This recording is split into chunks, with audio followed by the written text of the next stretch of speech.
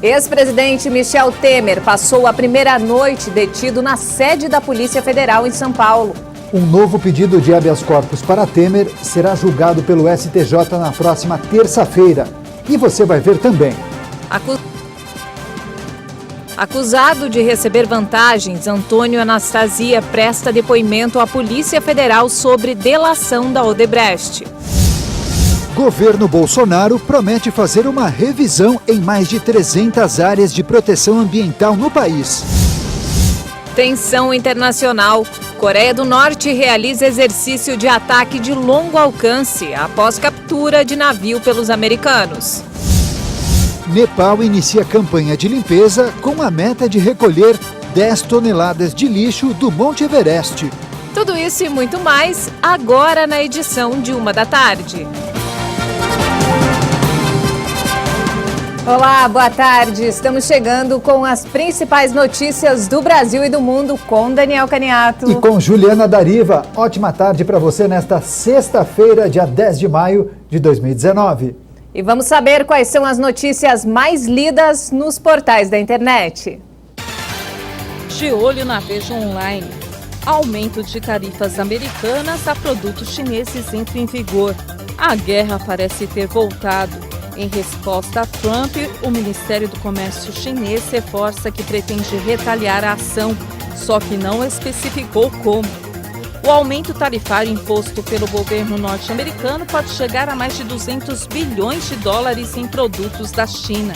Os chineses acreditam que as duas nações possam trabalhar juntas na base da cooperação e negociação.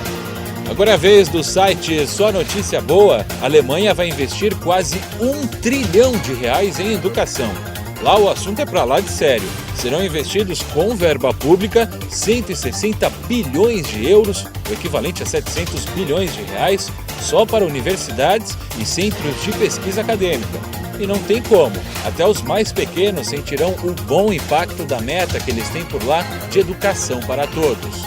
Para fechar, no site da BBC Brasil, menino amputado viraliza ao dançar de alegria após ganhar próteses nas pernas.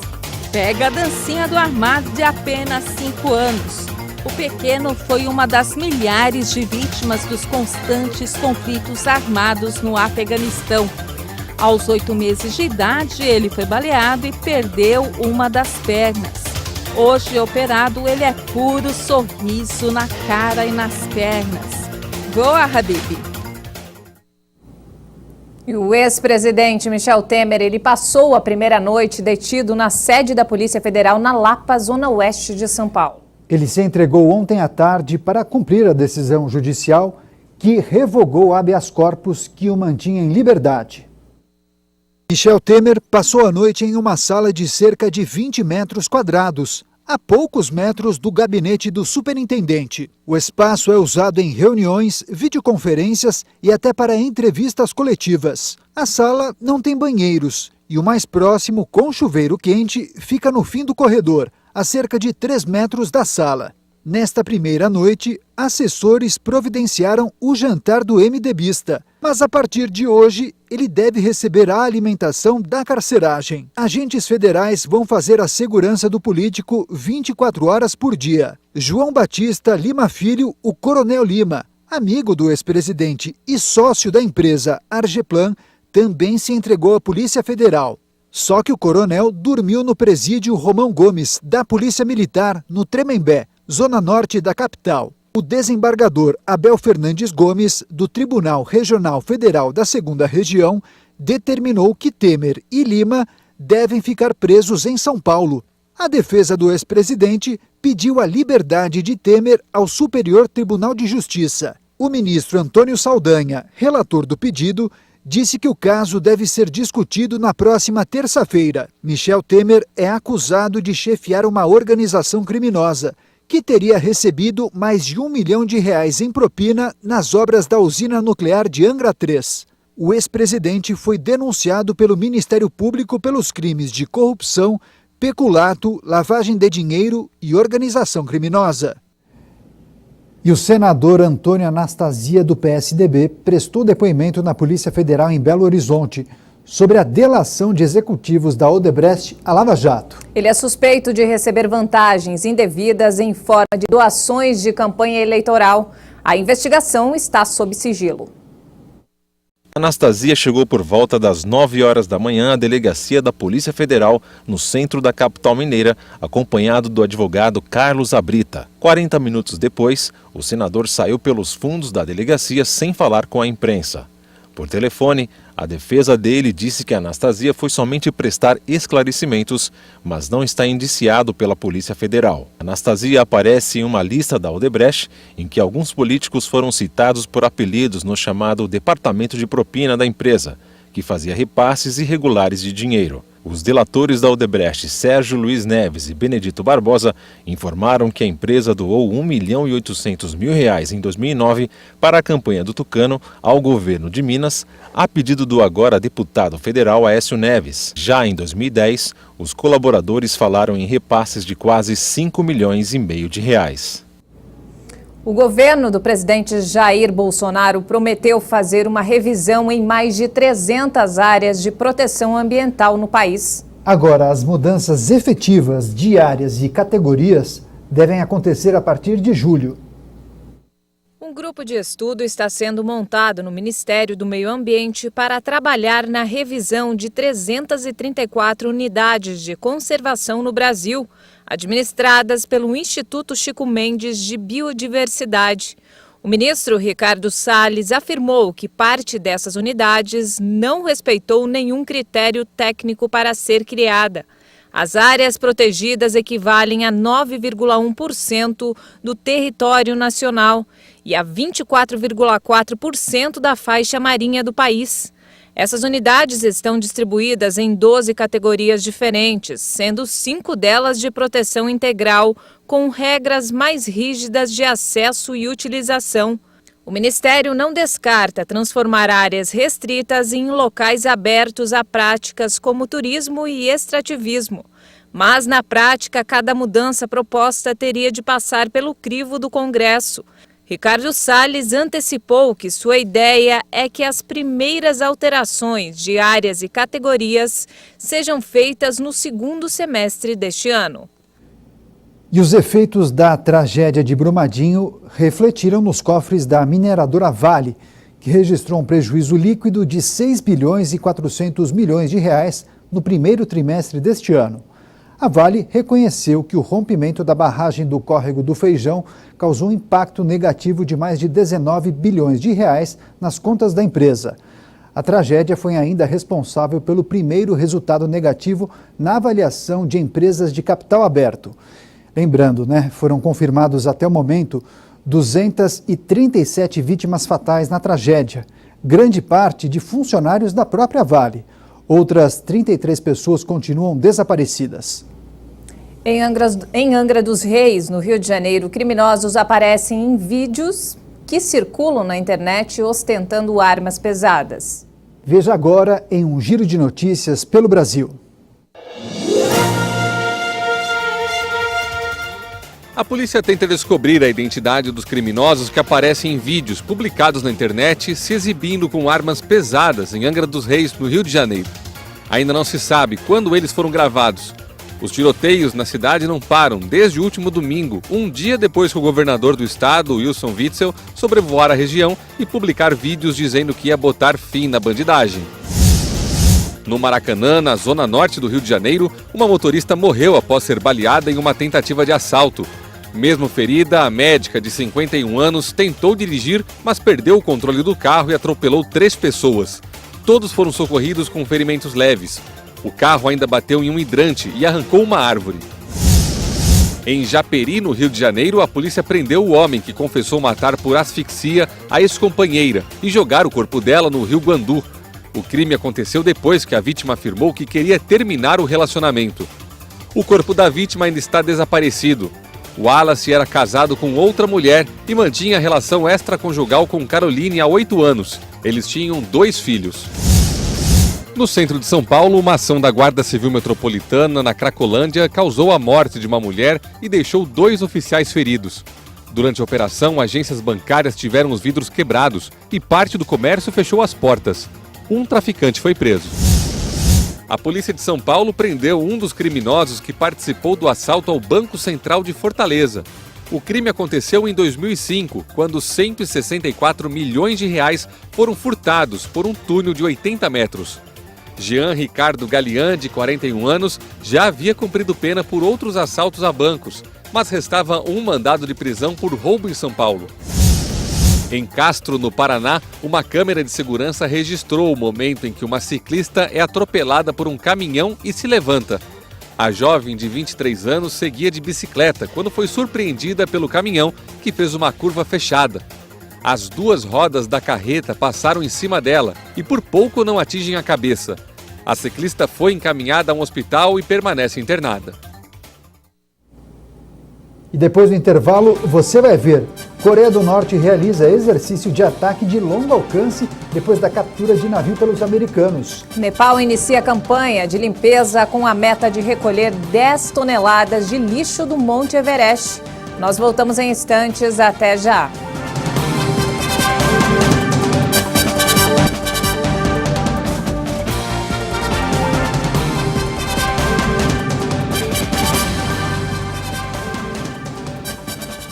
Estamos de volta, 1h19, uma ótima tarde para você. Eu vou trazer uma informação que pouca gente sabe. Quem sofre de hepatite e diabetes também tem direito de comprar um veículo especial, com isenção de impostos. O veículo chega a ficar 30% mais barato e as vendas triplicaram, mas quem compra mais são as pessoas com problemas nas articulações.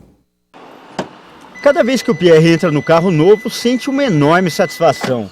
Mais que a beleza e o conforto do automóvel, o principal é que ele recuperou o prazer de dirigir. Eu acabava chegando no trabalho com dor, ficava com dor o dia inteiro no trabalho, né?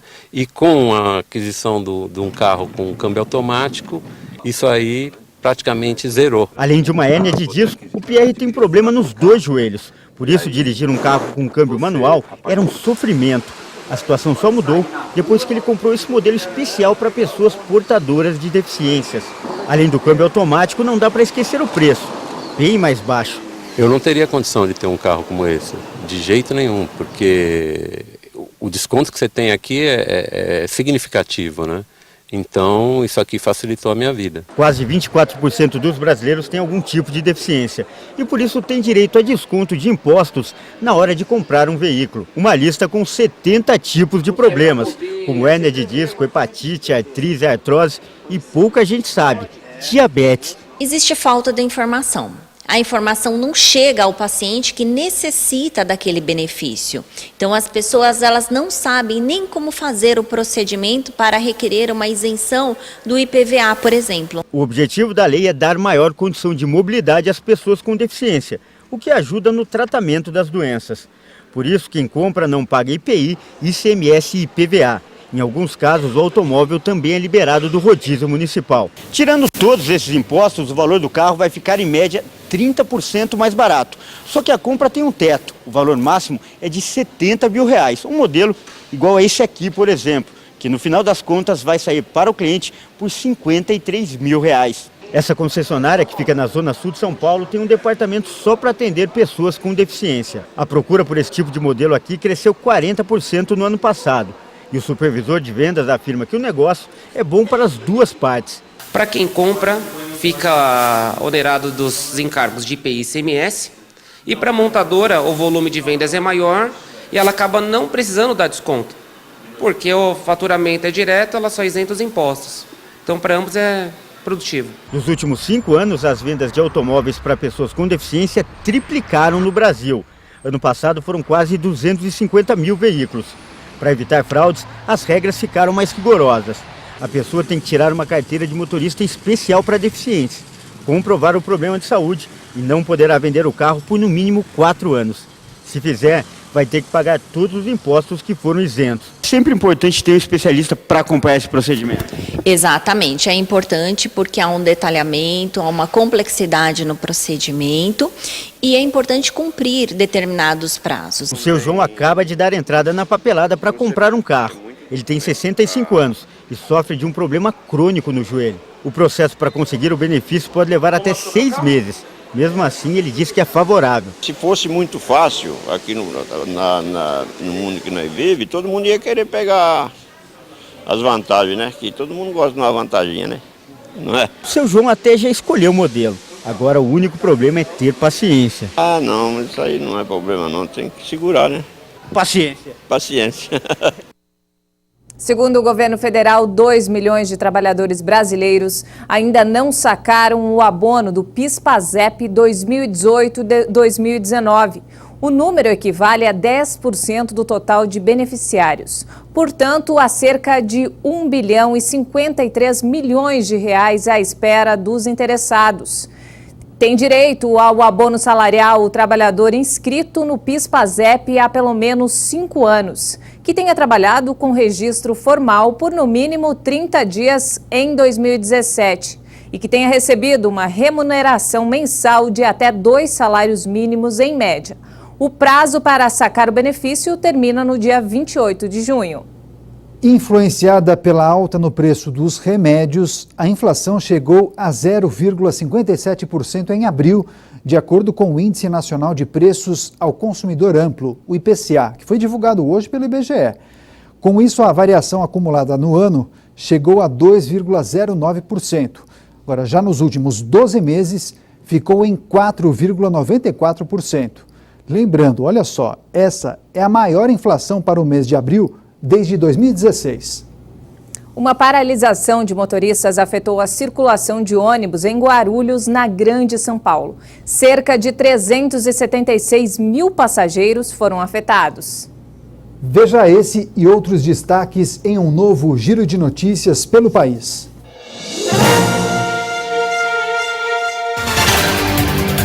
Guarulhos, na Grande São Paulo, motoristas de ônibus realizaram uma paralisação para reivindicar o reajuste salarial de 5%, vale-refeição no valor de R$ 27,00 e auxílio creche. Ao todo, 119 linhas intermunicipais aderiram à greve. Mais de 376 mil passageiros foram afetados pela paralisação. Um engavetamento envolvendo 4 carretas deixou 3 feridos e bloqueou a pista central da Marginal Tietê. 2 homens foram retirados das ferragens dos veículos e levados para o hospital. 2 faixas da direita da pista expressa sentido Ayrton Senna ficaram interditadas durante as primeiras horas da manhã. Em Pernambuco, a Polícia Civil prendeu preventivamente homens que descumpriram medida protetiva de urgência e se aproximaram de mulheres que os denunciaram por agressão. Ao todo, foram cumpridos 5 mandados de prisão. Alguns dos homens presos voltaram a praticar agressões ao se aproximarem das vítimas. Os presos foram encaminhados para a sede do Departamento de Polícia da Mulher, no Recife. Em Baipendi, no interior de Minas Gerais, uma denúncia de maus-tratos contra um cachorro terminou de forma inusitada. Ao chegar ao sítio, a polícia encontrou um cachorro acorrentado à grade da varanda da casa, justamente como descrito na denúncia. Só que era um enfeite de plástico. Os donos do sítio usam cão de plástico para tentar afastar os ladrões. No Distrito Federal, um vídeo gravado na sala vermelha do Hospital Regional do Gama mostrou a superlotação de pacientes na unidade. 2 mulheres aparecem dividindo uma só maca. A ala possui 4 leitos e 2 macas para reanimação, mas está com 9 pacientes internados, ou seja, 3 a mais que a capacidade. E a polícia americana apreendeu mais de 1.000 armas e uma enorme quantidade de munição em uma mansão de um bairro luxuoso de Los Angeles, Holmby Hills, na Califórnia. Revólveres, pistolas, rifles e escopetas de todos os calibres e tamanhos foram apreendidos nesta quinta-feira em um bairro nobre de Los Angeles, na Califórnia. O proprietário do arsenal, Jihad Damien Sainz, de 56 anos, estava em casa durante a operação e foi preso. Ele é acusado de uma infração à lei estadual sobre o transporte, venda, doação ou empréstimo de um fuzil. Não há risco para as pessoas no momento, foi um incidente isolado. E graças à Divisão Nacional de Narcóticos, eles foram capazes de acompanhar a situação e se livrar desse tipo de armamento. Há um grande perigo que essas armas fossem vendidas para todo tipo de pessoa. Isso seria perigoso para a população. Um porta-voz da prefeitura admitiu que nunca tinha visto tantas armas em seus 31 anos de carreira e ficou surpreso que a operação tenha ocorrido em um bairro tão próspero. Não é ilegal ter tantas armas, mas a venda deve seguir as normas estabelecidas pelas leis federais norte-americanas e californianas. E a Coreia do Norte realizou um exercício de ataque de longo alcance. O anúncio foi feito hoje, depois que os Estados Unidos divulgaram a captura de um navio cargueiro norte-coreano. A informação foi divulgada pela agência de notícias estatal em Pyongyang nesta sexta-feira, horas depois que a Coreia do Sul revelou o lançamento de mísseis norte-coreanos de curto alcance. Segundo o Estado-Maior sul-coreano, na quinta-feira, Pyongyang disparou aparentemente 2 mísseis de curto alcance de Kusong, na província de Pyongan do Norte. A notícia chega no momento em que os Estados Unidos anunciaram a captura de um navio cargueiro norte-coreano, supostamente por violar sanções internacionais ao exportar carvão e importar maquinaria. O presidente Donald Trump também perguntou abertamente sobre a vontade de Kim Jong-un de negociar seriamente a desnuclearização da península. O lançamento de 2 projéteis coincidiu com a visita a Seul de um enviado dos Estados Unidos para tentar desbloquear as negociações sobre a crise nuclear entre Washington e Pyongyang. Na Casa Branca, Trump disse que observa o lançamento de mísseis muito seriamente e criticou este passo dado por Pyongyang. No encontro histórico com Donald Trump em junho de 2018, em Singapura, Kim Jong-un prometeu trabalhar pela completa desnuclearização da Península Coreana. Mas o ceticismo aumentou com a falta de avanços concretos e com o fracasso da última reunião entre os 2 líderes, em fevereiro passado, em Hanoi. Bem, a fama do Monte Everest atrai alpinistas do mundo inteiro. Isso todo mundo sabe. Mas os dejetos deixados para trás nas escaladas se tornaram um problema grave. Por isso, o Nepal iniciou uma campanha de limpeza com a meta de recolher 10 toneladas de lixo. O governo do Nepal declarou que 3 toneladas de lixo já foram recolhidas do Monte Everest em uma operação de limpeza na montanha. 1/3 foi levado de helicóptero para a reciclagem na capital, Katmandu. Uma equipe de 14 pessoas foi enviada ao Everest com a missão de recolher 10 mil quilos de entulho. Barracas, equipamentos, latas e até excrementos são deixados na trilha até o pico, de mais de 8.800 metros de altitude. O Nepal cobra há 6 anos um calção de lixo de $4.000 por equipe de alpinistas. Eles são reembolsados se cada um trouxer pelo menos 8 quilos de lixo ao descer da montanha, mas apenas metade volta com seus detritos ao descer. Desde que o pico do Everest foi alcançado pela primeira vez há mais de 60 anos, mais de 4.000 pessoas já fizeram o trajeto. O lixo gerado está reaparecendo com o aquecimento global. O derretimento de geleiras está expondo dejetos e até corpos deixados para trás por alpinistas durante mais de meia década de escaladas. É isso aí, não temos mais tempo, ponto final nessa edição. Eu e a Juliana agradecemos demais sua companhia e audiência. E nós voltamos amanhã, eu pela manhã e o Dani à tarde. Até lá!